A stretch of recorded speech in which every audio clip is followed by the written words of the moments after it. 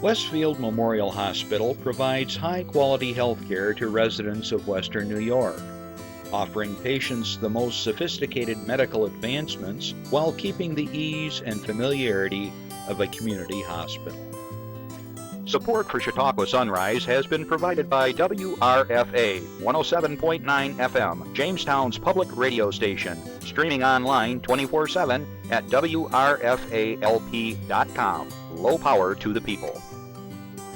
Meter's Restaurant, a family tradition for over 50 years in downtown Ripley, is a proud supporter of Chautauqua Sunrise. Meter's provides all-day dining, banquet services, and custom catering, specializing in pie.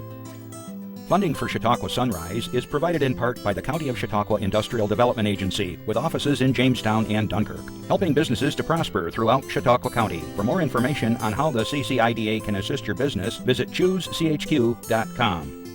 From supporting people with disabilities to enjoy great lives, to providing health care services that are available to anyone, the Resource Center has been improving our county for more than 60 years. Learn more about how the Resource Center makes a positive difference in people's lives. Is getting vaccinated on your to-do list? We can help you check it off, because we make getting vaccinated easy. You've got this, because we've got you. To learn more, visit yougotthis.usaging.org.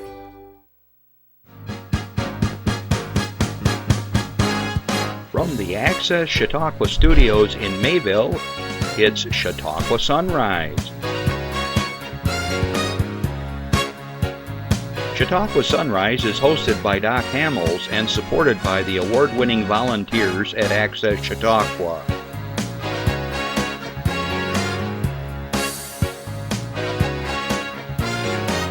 We are here to share local news, colorful interviews, and events of interest to everyone. Chautauqua Sunrise is broadcast live Saturday mornings each week from 9 to 10 a.m. Send events via email or call us live. Check us out on YouTube and Facebook. And now, from the Access Chautauqua Studios, it's Chautauqua Sunrise. Hey everybody, I'm Doc Hamels and welcome to Chautauqua Sunrise. If you are out and about today, good luck looking across the street. I could hardly see out our window this morning. Justin, I was in Jamestown. Jamestown wasn't too bad. Not too bad. Getting closer to Mayville. Right. I think it's hugging the lake shore in the escarpment. So please, if you're out and about going to various Easter egg events and things like that, just take your time. I guess it's supposed to lift around 11 o'clock, I think I saw. And but the fog is pretty thick, so just be aware of that, okay? Well, we are slowly getting to spring. Slowly. We had snow twice this week. Unbelievable. But this coming week, I see some 50s and 60s, so should be good. I have yet to put any of my winter clothes away. I still have jackets and boots and everything out there because you just never know here in Chautauqua County. Okay, good morning wherever you are in the world. Good afternoon wherever you are in the world. We are streaming live and we are so glad you could join us. I want to do a shout out to all our friends over in the Ukraine. Natalia, good morning. I hope you're watching. I know you usually do. Hope you're safe and well. You know what that all means. I want to say hello to Erin in Houston if you're watching. She may be watching. I hear it's kind of warm down in Texas right now. So my wife was ready to head back to Texas this week. I said, what? She likes going down there. And she said, well, it's just a little warmer than it is here. I go, well, we'll get there. I want to say good afternoon to all of my listeners on WRFA 107.9, Low Power to the People, Jamestown, Tuesdays at 1 o'clock. Thanks for joining us. We have an interesting show today. We're going to be talking to a representative that's overseeing the project in South Ripley, the solar project, and we've been talking about solar energy from time to time, and we're going to look at it from a different angle today. So stay tuned. It should be a good show. If you have a comment or question, you want to share your club's event, or you want to just say hi to somebody, or happy birthday or happy anniversary, give us a call. Ready, Jeff? 716, see how that happens like that? Magic. 716-753-5225. Don't be shy. And if you happen to be shy, Randy is on the other side of this wall. He'll take your phone call. He'll write it all down for us, and he'll hand it to me. Somehow it mysteriously shows up on my desk here, and we'll make your announcement throughout the week. Remember, we're not here after 10 o'clock on Saturdays.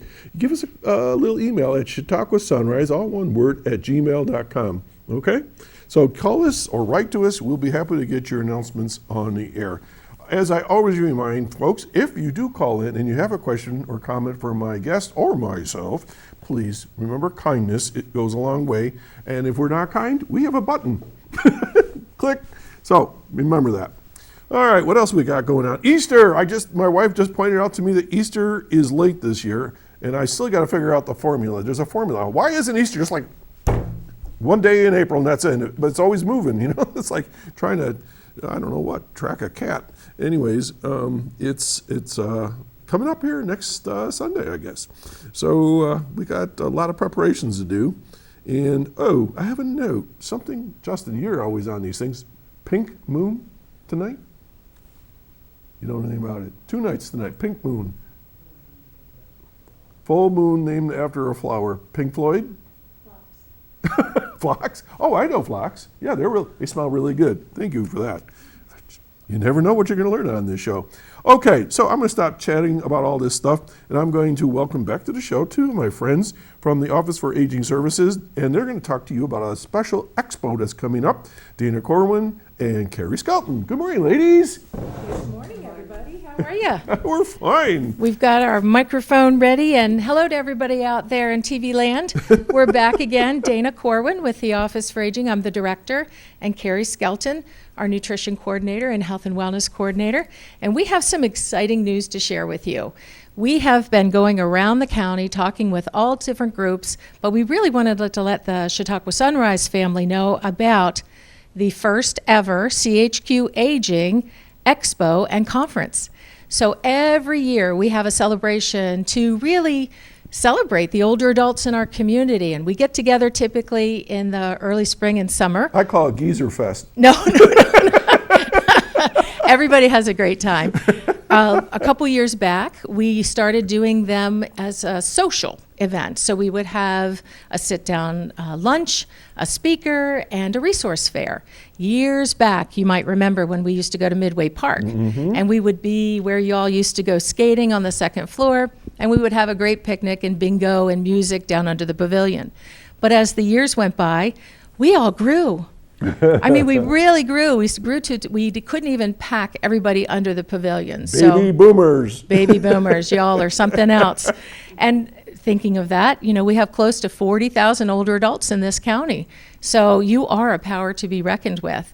And as we've listened to you over the years about what you'd like to have and what you'd like to see happen for older adults in our community, Carey and I and our staff at the office really worked on something new for you. So that is why we are here to announce to you that we have the first ever CHQ Aging Expo and Conference. So there were a couple things that you gave us as feedback over the years. One, you love to get together. You love to see old friends. You like to make new friends. You like to sit down and have a great meal. You like to socialize. And you like to find out what's going on in your community. So we have really crafted this one-day event on May 22nd at SUNY Fredonia. Now people say you used to do it in the mid-county and then you did it in the south and the north. Why are you up in the North County only this time? And our answer is, it's hard to find a place to fit 1,000 older adults. And that's what we're hoping we'll see on May 22nd at SUNY Fredonia. So we have actually worked with the college to have the Williams Center for that day. Many of you are familiar with the college. It's a great big building with outside seating and a restaurant in the bottom and a big open air center where we're going to have a resource fair. So we've got lots of information to share, and so I don't say everything. I'm going to pass the microphone to Carey to talk a little bit about the resource fair. The resource fair. Oh, I'm so excited. It starts at 10. For those of you who want to see our really exciting ribbon cutting ceremony, that will be about 9:30 to just kick off the day. But if you're not interested, that's great. Come on out and be there anytime between 10 and 2 for the resource fair. The resource fair is really just what I said. It's providing access to resources and information from over 90 agencies. 90. Holy cow. I'm right. I think I've had 89 of them on my show. You may have. You may have. Right. Absolutely. 90 valuable agencies to help you age well in your home, to provide you access to information to help you live a quality of life through your aging journey. So we're very excited to be able to put all of these people together in one location for you to just peruse the table after table after table after table, right? So you're going to be able to. They're going to have free merchandise? Oh, you know the tchotchkes will be. Pens and little gizmos. Absolutely. And we have a bag. Get your bag on the way in. You better believe it. We want you to go home filled up with all that valuable information. And the fun tchotchkes, right? Okay. So you will, that will be a really fun day. What's the date on that again? May 22nd. May 22nd. But not only do we have the resource fair that day, of course. And there's more. There's way more. There's way more. We will have a meal available to you. So if you already have your CHQ Aging card, you'll be able to use that card at some of the food stands or food trucks. But then we also have food trucks that will be available for cash only sales. So come on out. The resource fair is free to all. That means that in years past, because we had to limit space due to space, right? Due to seating, we sat down at a sit-down meal. You couldn't bring your caregiver. You couldn't bring your family, as a second set of ears to hear that valuable information. This would be great for caregivers, right? You bet. Absolutely. So bring out your family and make a day of it. Your daughter or your son, they can come with you to this event to hear the information, to gather the information with you. And Carey, there's a high probability it won't snow that day. We're hoping. We're hoping. We're hoping. The other day it was 42 days away, and I told an older group that I was talking with, I'm hoping for better weather, because we were talking about snow in So 3 when times. how to get registered and all that? Oh, we've got one more thing to do. Oh man, there's more. In the late morning, there's tons more on this day. In the late morning, there are some events that you can take advantage of. The SUNY Fredonia campus is known for music, so we have how to play the ukulele. You could learn a new skill. Ukulele. Thank you. Ukulele. You say that much. Ukulele, is that? That's real Hawaiian. That's Okay, ukulele. Hawaiian. There we go. I So- wouldn't make things up. Usually. And he's a musician, so there you Ukulele. go. It's true. But we also have things like exercise and fall risk assessments, and that will kind of round out the morning. Then, as Carey said, food trucks are available. We've had a lot of older adults say, why do those young people always get the food trucks at the college? So this time we've really got this set up for them. And then leisurely lunch, but in the afternoon, starting at 1:30, we have small breakout sessions, small little classes on different topics that we believe and have heard from you all that you need more information about. So from our friends at the Alzheimer's Association, we're going to be learning about the 10 warning signs of dementia and brain health, how to keep your brain healthy as we age. The library is going to be teaching a great class on tablet and smartphone basics, which is amazing. And then we've got a group from Chautauqua Mental Hygiene looking at managing anxiety and depression throughout the lifespan. We've got internists from Lake Erie Medical Services. We've got diabetes management. There's a lot to put in here, so I'm scooting. Adult education with SNAP education that Carey and some of other staff do. We're going to be having... Second page of, do you have the second page of our flyer available? It's a PDF that we sent. No, okay. No worries. No worries. We'll try to get it up next time, Yep, next week. Maybe. absolutely. So we have 15 different topics in the afternoon for All right. breakout sessions at Okay, 1:30 we're and running down 2:30. low on time, so You how bet. do people get involved? So all you have to do is go to our website and do an online registration. If you have a tablet, if you have a phone, if you have a computer, so chqaging.com oh gosh, /aging services, or I'm sure They can they'll figure it out. Just pop that Google up. Chautauqua County Aging government, services, and yeah. you'll find us. So you go to the aging services page and you can call our office, 716-753-4582, and one of our operators can really help you. There are several office phone numbers, so that's one. The other office phone numbers are 716-753-4471, 716-363-3865. So any of those phone numbers, if you don't have access to a computer, you can't find the registration page on the computer, just call us. We'll get you registered. If you don't April 25th, it's a little bit of a flexible date, but we would love to have these numbers as early, a head count for food. Make sure there's enough food trucks there for those breakout sessions. Those, that we have limited space for. They're in a classroom, 25 or 50 people, 40 people in a classroom. The resource fair, it's open to all. You don't have to register for that if you're only coming out for that part of the day and not doing Well, I can the tell food you in the you're excited. classrooms. So it's Yes. May 22nd at the college, At the college. and they can go and check that out. So we're going to go to a public service announcement, and we're going to tell you good luck, and we're going to run this this flyer again in the next week or two. Okay? Thanks for coming by. Jeff, if you want to run that public service announcement, and we'll be back just in a couple of seconds. Take care. So, I just moved in with this family, and it's embarrassing.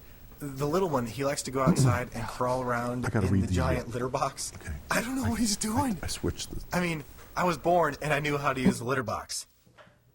Look at that. That's disgusting. Oh, poop already. You're making me nervous.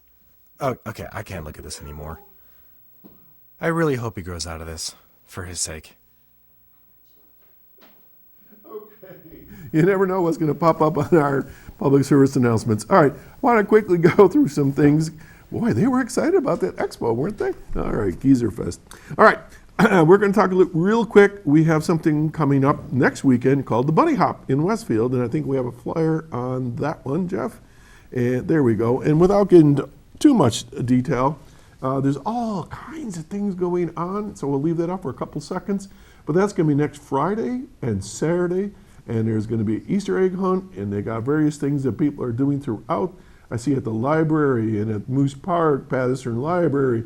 And then you can go throughout the Westfield, and everybody has their little special promotions and things like that. So Westfield is going to be wide open for Easter, so check it out next Friday and Saturday, the Bunny Hop in Westfield. Okay, let's go on to number 15. All right, we are going to take you to Jamestown at the Reg Lene, and this is a group I've never heard of before, the Gangsta Grass. All right, it's the sound of solidarity. Broader pop culture has finally caught up with us. What musicologists, record collectors, and Gangsta Grass have been telling us for years. That black culture is foundational to both country and hip hop, and these genres have more in common than record label marketing would have us believe. And you go back to all the blues singers, that is black music way back when. I can speak from my own particular experiences. So that's going to be held on April 26th, coming up. Great concert, 7:30. If you're interested, you can always give them a call at 716-484-7070,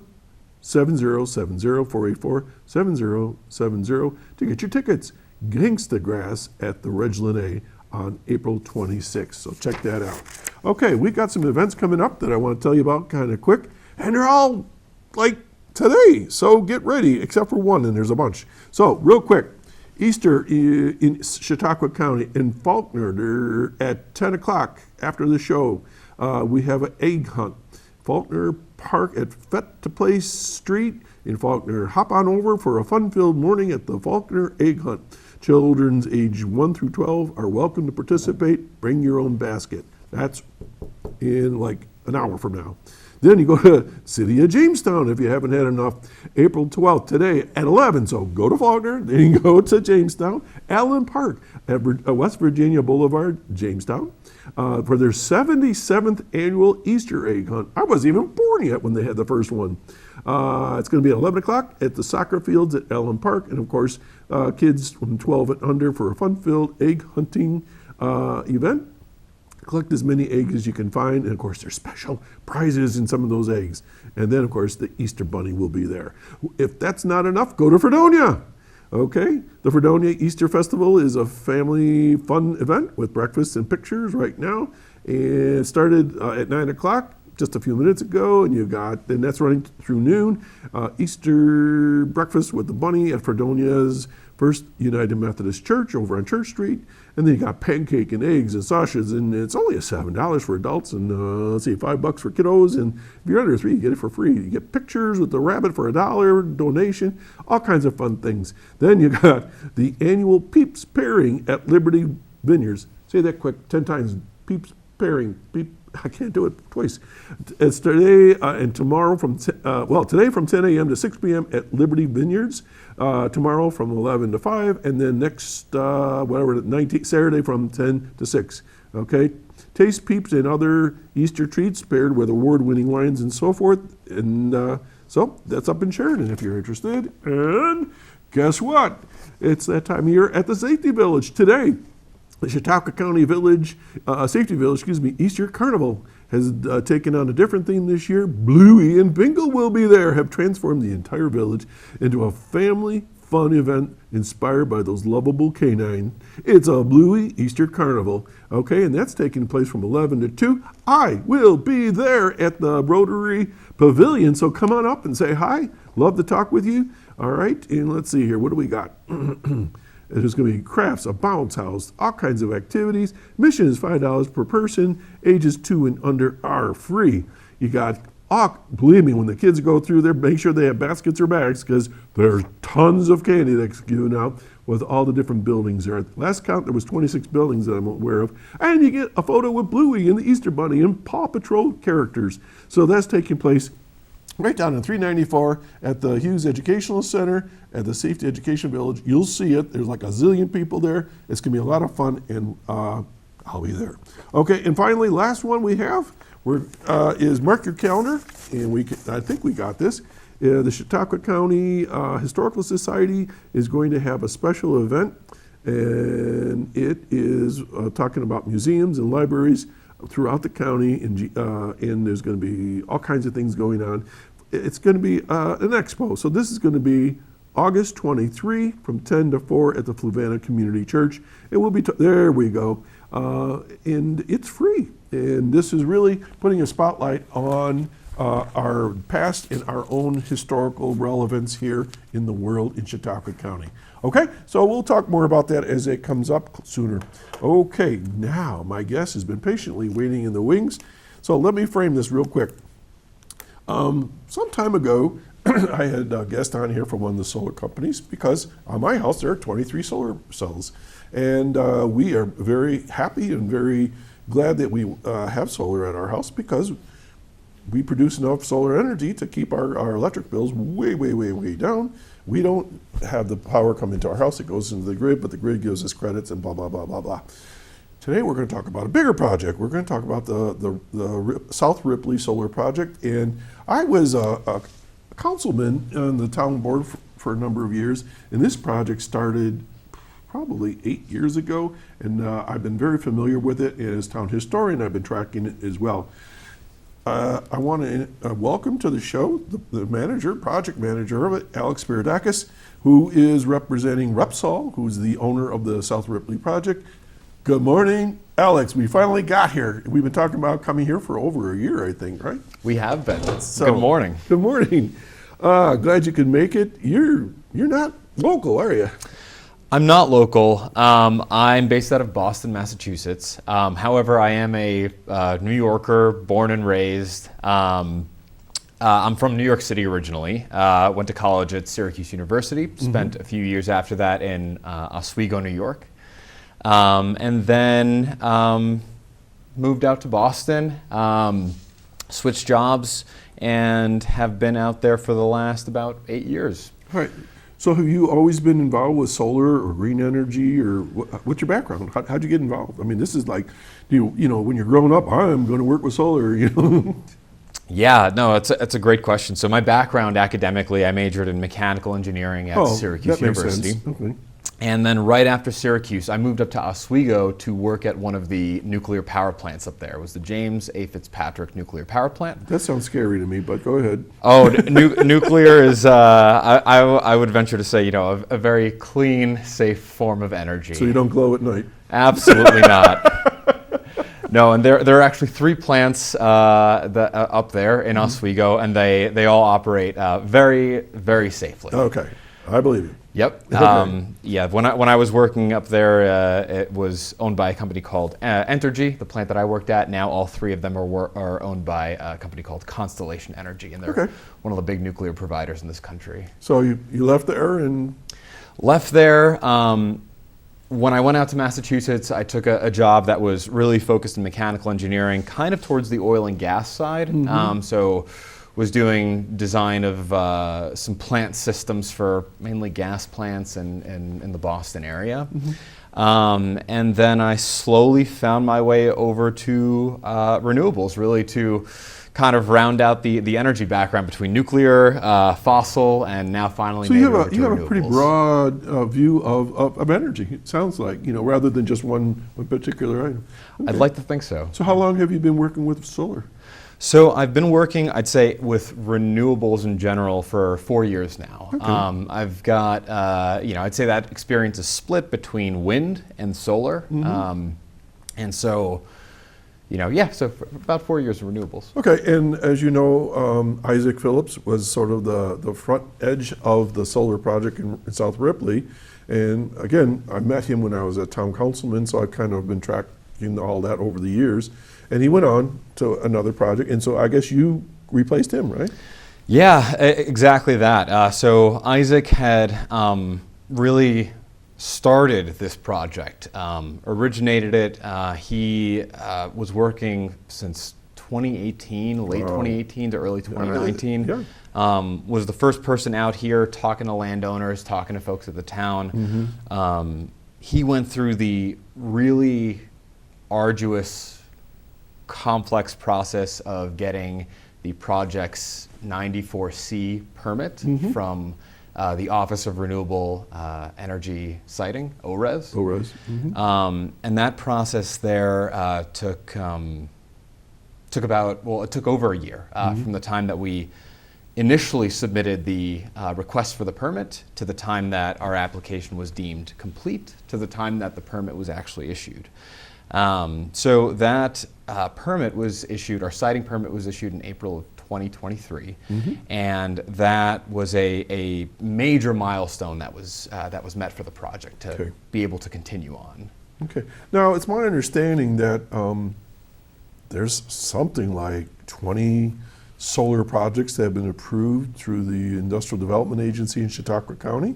Am I in the ballpark? They're different sizes. Yeah. You know, because like there's one in Ripley, a small one. There's one up in Fredonia, I believe. And Fredonia State College has one. And we were talking about the various little sites. And some of them are small ones, some are bigger, and so on. So yours is a little different, obviously.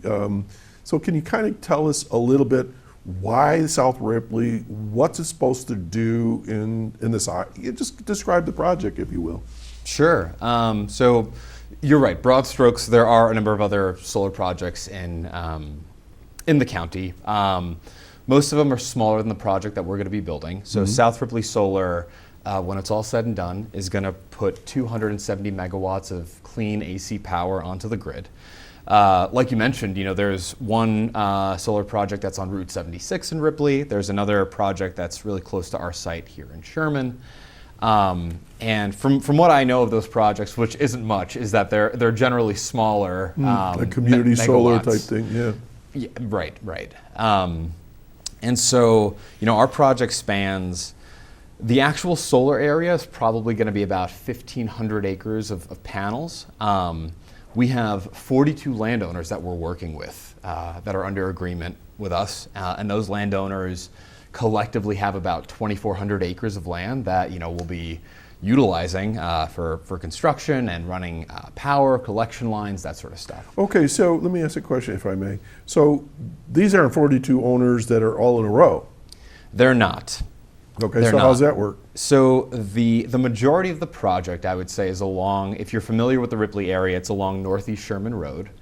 Part of it goes up and down Route 76 as well. And there are a couple of other areas too. But pretty much it looks like, it's going to look like a number of small projects that are spread out. If you were to measure the farthest point east to the farthest point west of the project, it's about 5.5 miles or so. So it's sort of like a quilt, sort of, but with spaces in between. And so what kind of a land do you look for? Is it flat? Is it grassy areas? Is it wooded? I mean, how do you pick the lots? That's a great question. That's my job. Yeah. So there are a lot of different factors that go into what we call siting, siting these panels. Land is certainly a big one. The preference would be, gosh, if we had flat plains of terrain and we could just put panels on there without doing much else, that'd be great. But in most areas, that's not the reality, especially up here in the Northeast. That's not to say that there's not a lot of potential. There is a lot of potential for solar energy here.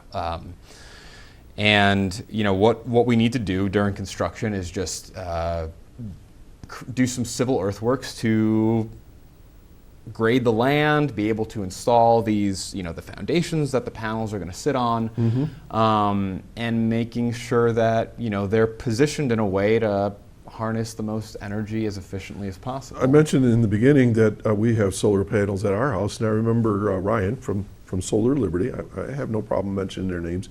He came out with a gizmo, I don't even know what it was, and he go woo, woo, woo, woo, like this. I don't know what he was doing, but he was measuring something or other. I don't know if it was a GPS or what, and he put it into a computer, and he told me how much sunlight we would get, and it was good. And it was facing the right direction, I guess a southern exposure maybe, something like that. I forgot what it was. But anyways, it was okay. And so we went with it. And I know that that's probably something you all do, is you figure out what's good angles of the sun and so on.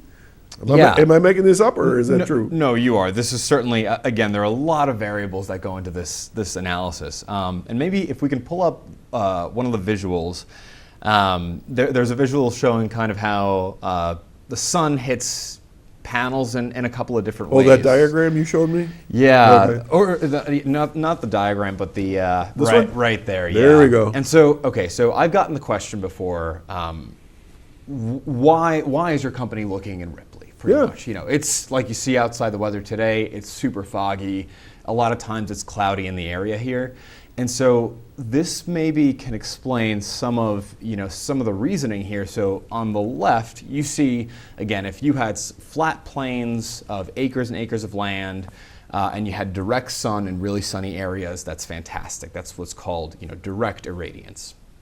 And then on the right, that's the situation that we have more so here in Ripley, where it's cloudy a lot. But despite the fact that it's cloudy, despite the fact that you may not be able to look up and say, wow, it's a really sunny day, these panels are still getting energy from the sun in the form of either, sometimes it's visible light, sometimes it's infrared, sometimes it's a little bit of... Well, this goes hand in hand where we tell our kids during the summertime, wear your sunscreen. Well, it's cloudy, I'm not... Yes, you can, and that's sometimes you get burned more because you don't realize that you're, there's the rays are still coming through. Right, and that's, so we have panels, they're panels that are called bifacial panels. And essentially what that means is that there are two faces. There's one that's facing up towards the sun, and there's another that's actually facing towards the ground. Really? And the face that's facing the ground also can still pick up solar energy, because you can kind of see on that right diagram that, again, the energy from the rays kind of reflects and refracts off different surfaces. Yeah. Right, yeah. And you can actually even pick up some energy from that back end of the panel. I get this question all the time. They'll say, well, that's fine, but then it snows. So what's your answer to that one? I have an answer. I don't do anything. Because you make enough energy during the sunny time to make up for the days that you have snow, right? In a way, I mean, it's just something that does put a bit of a damper on the energy production. But if so long as you're diligent with clearing panels, keeping the area clean, again, you can still get energy. Can I tell you a little story? Of course. Well, a lot of people know that I was a special education teacher and I taught science. Okay, because the children I was working with, we gave them lots of opportunities in the science area. And so I was way ahead of my time. I would say this was well over 25 years ago, and I ordered a single solar cell. Like, I don't know, a 1x2. And everybody is saying, "What do you want a solar cell for?" I said, "It's the wave of the future. I'm sure." And I wanted to show the kids that you could harness the energy of the sun. So ready for this one? So I hooked up 2 wires to the back of the thing so I could hook it up to something or other, some machine or whatever.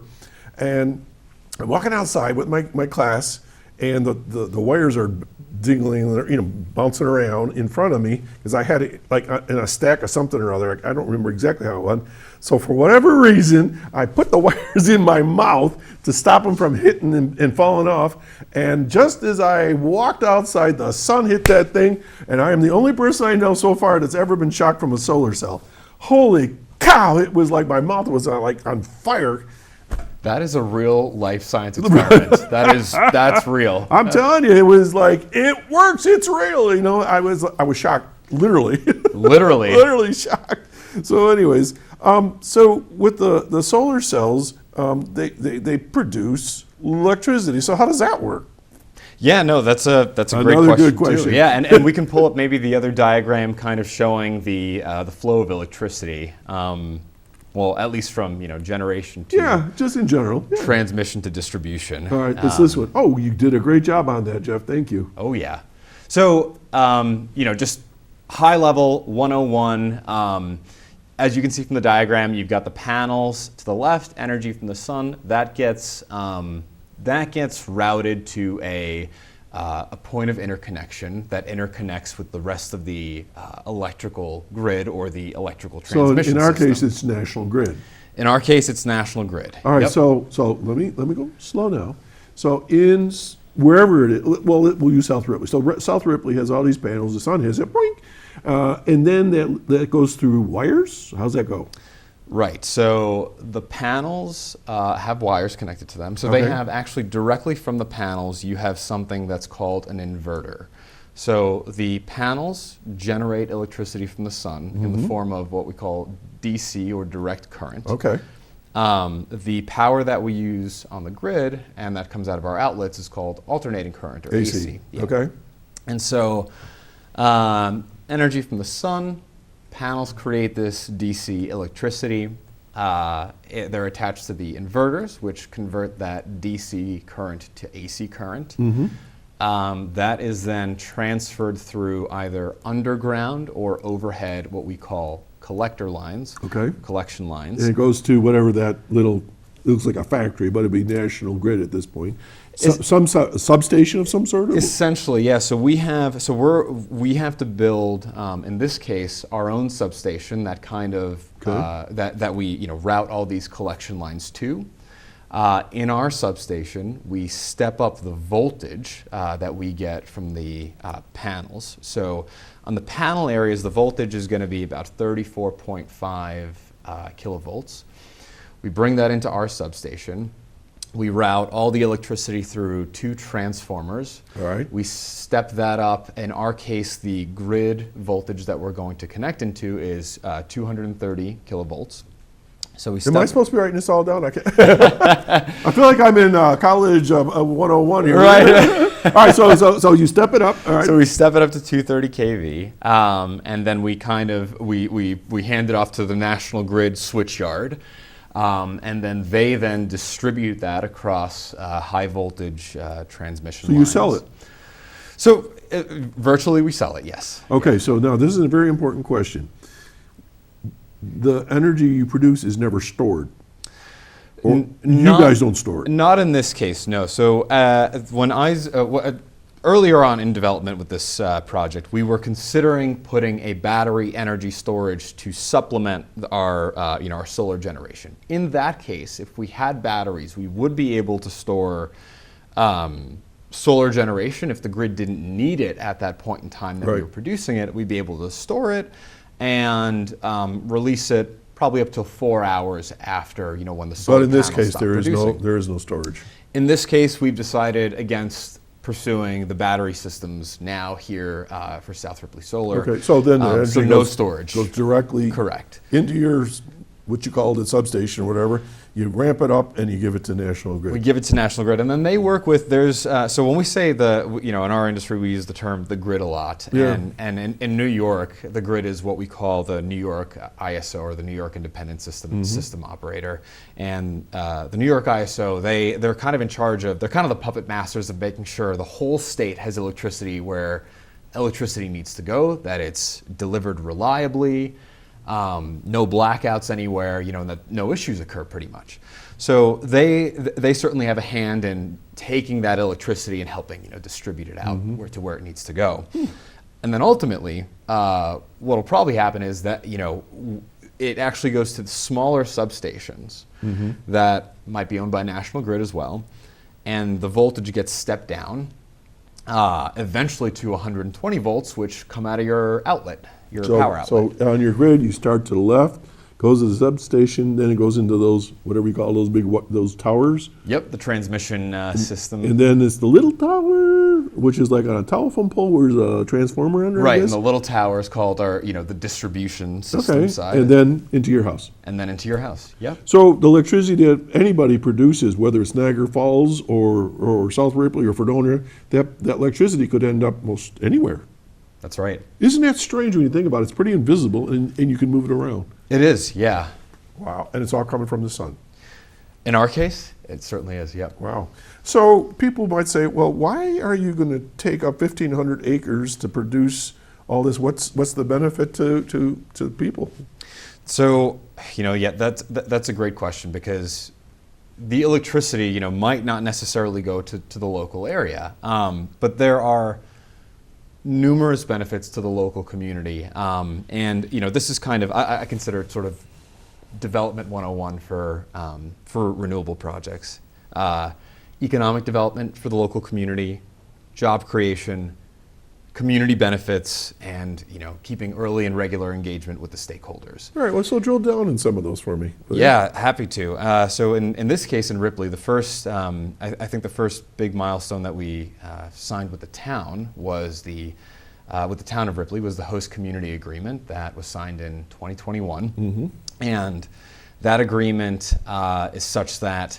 So there are a number of benefits in there. One is is a financial benefit for the township, and the fire district. Oh, firemen too. Right. Because they're a separate taxing entity. They are, but we've written them both into the host community agreement. So how long is this agreement for? So the agreement is set to kick in as soon as the plant starts making power. That's usually what most of these agreements So about a year are from tied to. now, something like that? January 2028, essentially. Oh, so it's a little ways out yet. All right. Yeah. So then how long after that? So 30 years after that. 30 which years. Is about the useful life of the See, project. how old will I be? Okay, I'll probably be here around. Oh. But so, the idea there is that it's not only people that have panels on their land or some sort of infrastructure and are getting paid directly from the company. They're not the only ones that should be benefiting from this. It should be the community, the township as a whole. Okay. And so, again, for 30 years, the town sees financial benefit there. So I would encourage, if anybody wants to know the numbers, contact the town or the fire department. And it's pretty generous, if I'm not mistaken. Yeah, I believe it's $30 million over the life of that 30 years, so almost essentially $1 million a year. To the town. Yes, and that again, it's split between that allocation. I believe is split between the town and the fire district. All right, and is it just Ripley that gets the benefit out of this? No, it's not. So we have another agreement that we actually signed with the County Industrial Development Agency, one of your sponsors on the show. One of my underwriters, yeah. And that agreement makes it so that the county, the town as well, under that agreement, Ripley Central School District and Sherman Central School District, nice. all get tax benefits Okay. from the solar project. And so, the school districts, especially important there because, Ripley and South Ripley are designated to two different school districts. So it was Correct. important to loop in Ripley Right. and Sherman there in that agreement. Great. So I'm aware, for instance, I know that your company has donated to my Rotary Club, okay? And the money from that went to a big raffle we have called Gold Rush, and everybody knows that. I talk about it every year. And they provided the big prize, and that was money we didn't have to put up, and that money went to scholarships for 4 different school districts, well, actually 5, if you included Ripley being part of Chautauqua Lake, but it was Sherman, Brockton, Westfield, Ripley, and Chautauqua Lake. And so scholarship money goes to those kids, and we thank you for that. Have you provided any other support to groups, do you know? We have, and this is part of the community benefit part of developing these projects. So we've donated to the Lake Youth football team, the Sherman football team, the Ripley Library, United Way of Northern Chautauqua. Oh, I didn't know that. WRCL youth wrestling, and Okay, now, I remember early on, Meters was doing something with backpacks. This was a few years ago during the pandemic, maybe, or something? They certainly may have. Okay. And when we've had landowner events here, whether that be dinners or get-togethers, we've done it typically in the back room of Meters. Okay, so I guess I pretty much understand the production. Okay, but now I've heard things like, well, all we're getting up with is scorched earth. You ever heard that? I mean, they think that this is going to burn up the land or dry it up or something. I mean, what's going to happen to the land once these panels are up? Does it get scorched? No, there has not been a situation yet. I mean, truthfully, it's still, again, it still rains. It's still, again, even the underside of the panel, they still see some solar energy. So, there's certainly still vegetation there. And you have to manage it because there's still growth. So different companies have utilized different methods of managing that growth and grass growth, weed growth, vegetation. Okay, take a breath. We have a caller. Okay? Okay. All right, let's see. Good morning, caller. Good morning, Doc, and good morning, Alex. This is Linda Spalding. Good morning, Linda. Alex, it's great to see you on the show, and I think solar energy is just the most fantastic, marvelous invention ever. Well, there's one vote. I have just a few questions. First of all, has the price of it gone down to install it in your home? Linda, that's a great question. Unfortunately, I really don't know anything about residential solar. I'm not really sure what that industry looks like. Linda, the solar panels I have come from a residential solar company, and he's more commercial, so we can't really address that, I guess, today. Right. Yeah. Why, are you going to buy some? Well, my next question is, I live in a Victorian home that's 144 years old. Okay. And I would like to install solar panels, but not on the house. I understand that you can get posts for that. Yes, I've seen that done. Is that true? Yeah, posts, and then I've seen they do like a rack, like some type of a framework they'll put the panels on. Yeah. But I'm not going to promote any particular company, but I know there's some in the area that you certainly could talk to. Yeah. And you just got to get a permit through your permitting process in your township. And I don't know, is anybody doing that at Chautauqua? I haven't seen any. Hey, wait a minute. They do have solar panels. No, they do. You know what house has it? They've had it a long time, I believe. Mm-hmm. It's the old 5 and dime people, Murphy. Okay. Mm-hmm. Yeah.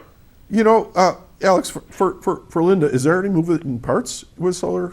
I mean, there isn't on mine. Is there any with this project? Moving parts. Yeah. I mean, is there any things that move or spin or anything? No, there's not. Not like a wind turbine. You know? Okay. Yeah. All right, so it's quiet.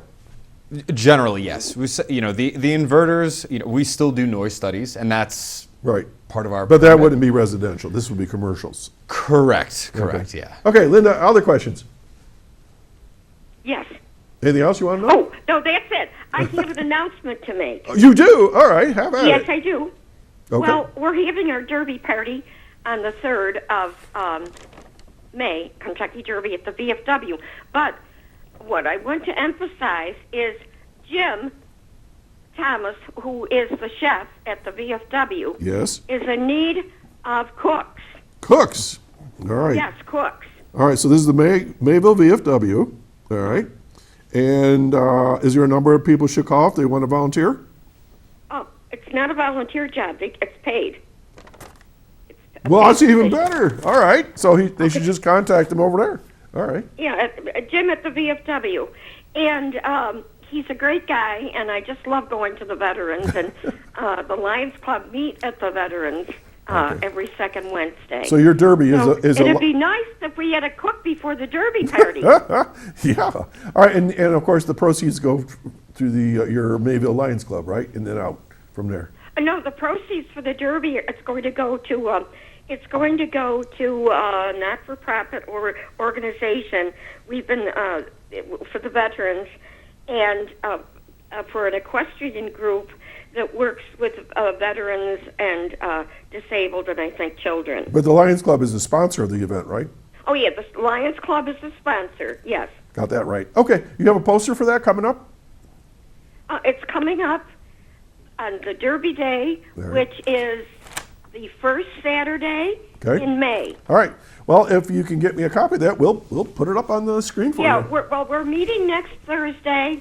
We're going to finalize our plans, and we'll make sure that you get a copy of the poster. Excellent. Be happy to do that, Linda. And you've been doing this for a couple, 3 years now, haven't you? The This derby. is the second year. Last year, some people didn't know for sure how it was going to work out because we don't sell tickets. Uh-huh. We just promote it. You got and people can make reservations Okay.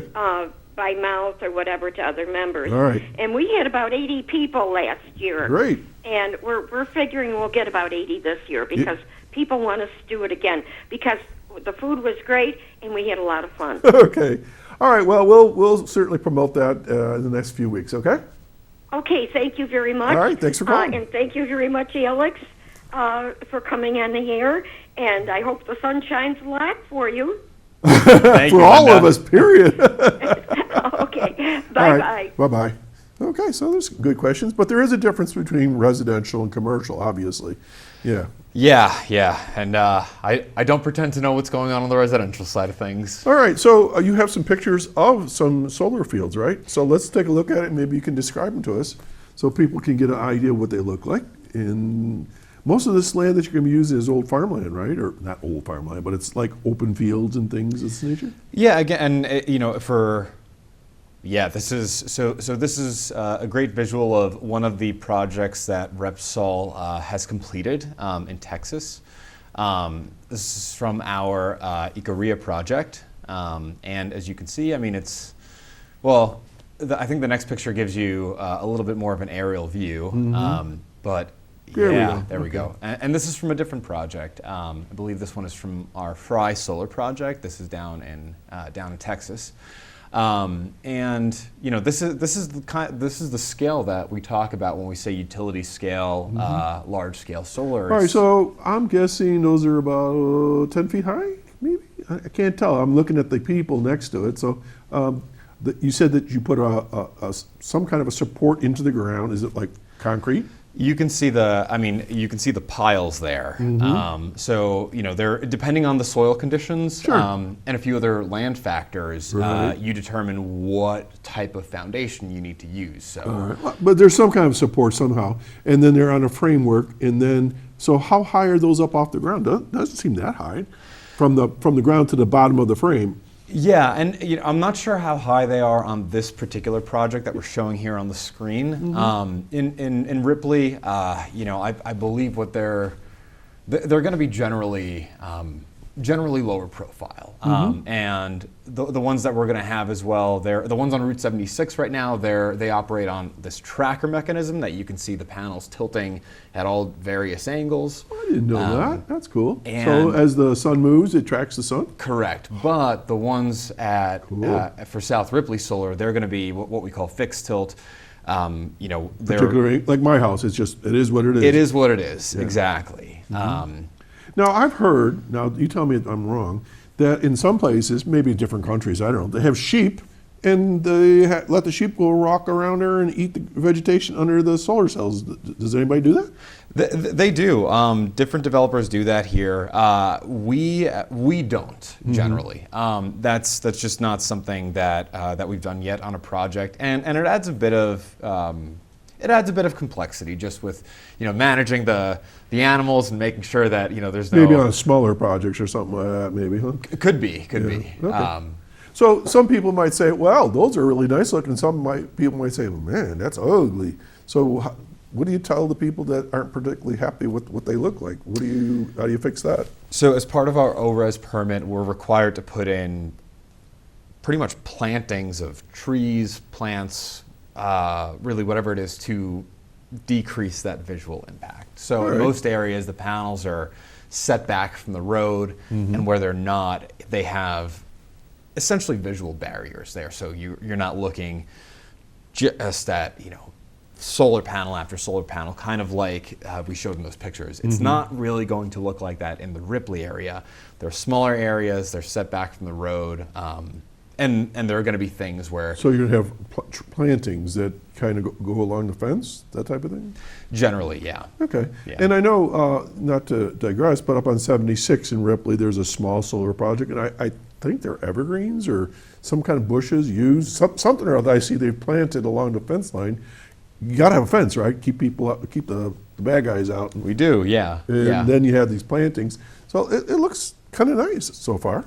Yeah, it's certainly good that you think so. So you said jobs. So what kind of jobs would be involved here? I mean, during the construction season, which we expect to take about 2 years, we're expecting between 250 to, let's say, even potentially up to 300 folks having full-time jobs here in this area, supporting construction of the South Ripley Solar project. So how long is the construction? About a year? About 2 years. 2 years. Oh, I'm sorry, you said that. And but then they're gone. Then they're gone, and then for full-time jobs, we're estimating it could be between it could be 2, 3, or 4 folks that are permanently here. Maintenance, exactly. Mowing the areas around the panels. Right. Clearing snow where it needs to be cleared, that sort of thing. Cool. Now, we're running low on time now, but if people wanted to know more information about this and so on, is there a way they can get information? Yeah, if you visit southripleyssolar.com, you can get the latest and greatest up-to-date information on the project. We do our best to try to update that on a regular cadence as things happen. So South Ripley Solar, all one word, .com? Yes. Okay. And that's a website. Is there a Facebook page? Or? There is a Facebook page as well. If you Google South Ripley Solar, not Google, but if you go on Facebook and you search for South Ripley Solar, you'll be able to navigate to the project Facebook page. Cool. All right. And so what's the next step for the project? Nothing's been put in the ground, right? Right. So next steps, a few things that we're going to have coming up is we're going to have a landowner event first week of May at Meters. Okay. We're still finalizing the details on that, but we'll send out letters to all stakeholders, letting them know what the details are for that. We're progressing with the engineering design. So this summer is going to be full of finalizing engineering, submitting deliverables to ORES for our compliance filings that we're required to do before we get the green light from them to proceed with construction. And those are really the big next steps. So landowners and neighbors will see people out and about. They will, yes. Okay. We're going to have some field work, being done probably late June, early July. It's getting serious now. Yeah. We've one of the last permits that are still open that we got to get are with the county. We're going to talk to them about getting a road use permit for using county roads for construction. It seems like there's a lot of government oversight on this, right? There is, and it just depends. Every municipality is different. Right. So in New York, the state, the county, and the town are all pretty well involved. But again, that's great. I think we have good relationships with all people at all levels of government, and again, they're making sure that we're doing the right thing for the local community. I know it seems hard to believe, but we've run out of time. Will you keep me updated as we go along, and maybe come back when the project comes closer to starting? Absolutely. Thank you for having me on. Absolutely. Folks, I hope you learned a little bit more about solar energy and the South Ripley Solar Project. Alex Spiridakis has been my guest, and of course, we have the fine ladies from the Office for Aging Services here. Lots going on. Happy Easter's early. Lots of Easter egg hunts today and next week. Check them all out.